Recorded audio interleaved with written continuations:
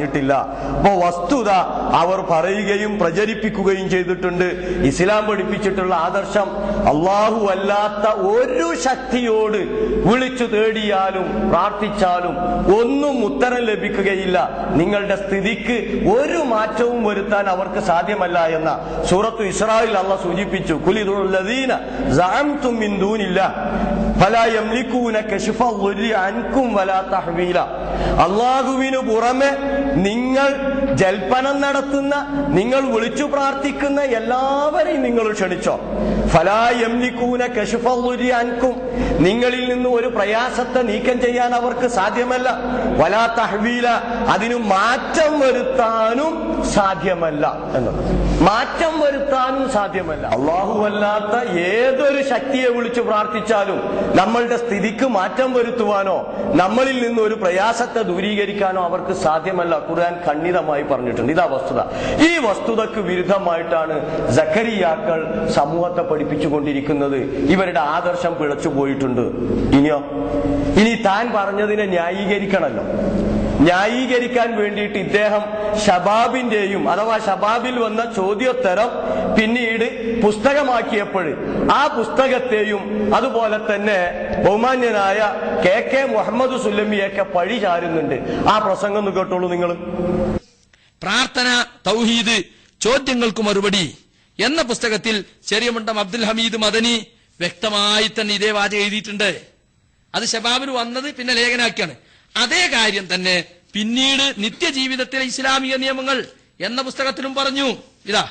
അതിലിതാ പറയുന്നു, അതുപോലെ വിജനപ്രദേശത്തുണ്ടായേക്കാൻ സാധ്യതയുള്ള ജിന്നുകളും മലക്കുകളും ഉൾപ്പെടെയുള്ള സൃഷ്ടികളോട് അവർക്ക് കഴിവ് നൽകപ്പെട്ട വിഷയത്തിൽ സഹായം ആവശ്യപ്പെട്ടാൽ അതും പ്രാർത്ഥനയാണെന്ന് പറയാവുന്നതല്ല. അപ്പൊ അഭൗതിക മാർഗത്തിലുള്ള തേട്ടമില്ല എന്ന് പറഞ്ഞതും പ്രാർത്ഥനയാണെന്ന് പറയാൻ ഒരേ അർത്ഥാണ്.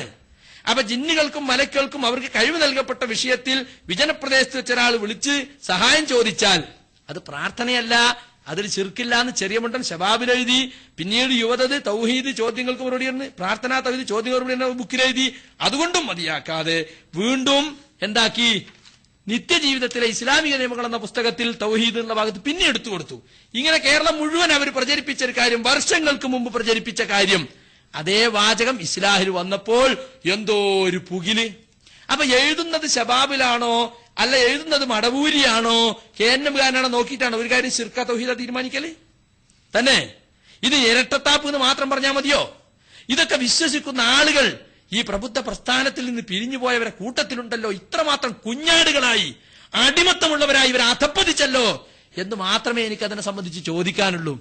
മാത്രല്ല സുഹൃത്തുക്കളെ, ഈ മടവൂരി മാസിക എന്ന് ഞാൻ പറഞ്ഞില്ലേ, ഇതിനേക്കാൾ വ്യക്തമായിട്ട് KK മുഹമ്മദ് സുല്ലമി അത്തൗഹീദ് മാസിക 2004 ഏപ്രിൽ എഴുതി കേട്ടോളൂ. ഖുർആൻ ഓതുന്ന ആളുടെ അടുക്കൽ അനുഗ്രഹത്തിന്റെ മലക്കുകൾ വരും, ജന്തുക്കൾ അറിയും.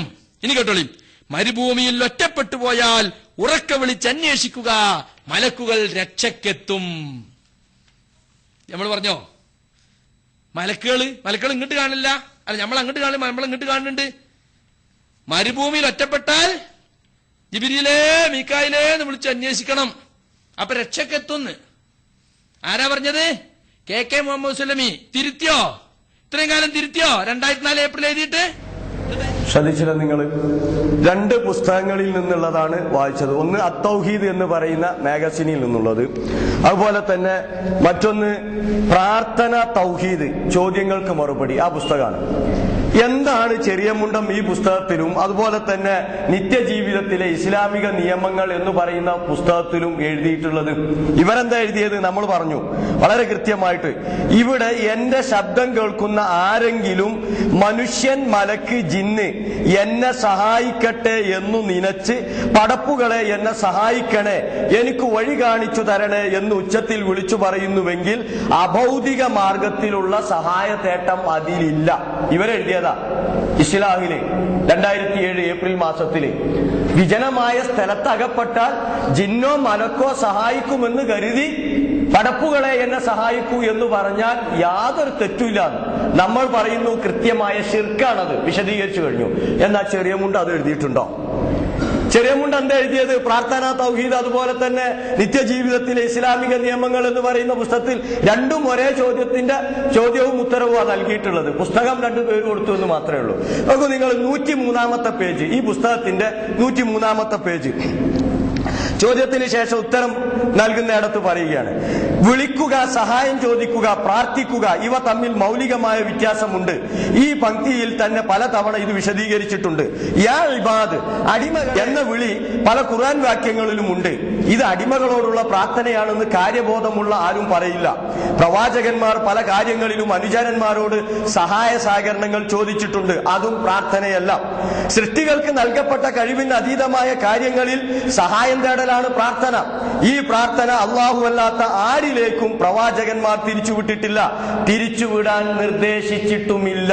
അടുത്ത പാരഗ്രാഫ് കേട്ടോളൂ. ജിന്നുകൾ അല്ലാഹുവിന്റെ അടിമകളാണ്. അവരുടെ അസ്തിത്വത്തെയോ കഴിവുകളെയോ സംബന്ധിച്ച് വിശദ വിവരങ്ങൾ ഖുർആനിലോ പ്രാമാണികമായ ഹദീസിലോ ഇല്ല. പ്രത്യേകം ശ്രദ്ധിക്കണം.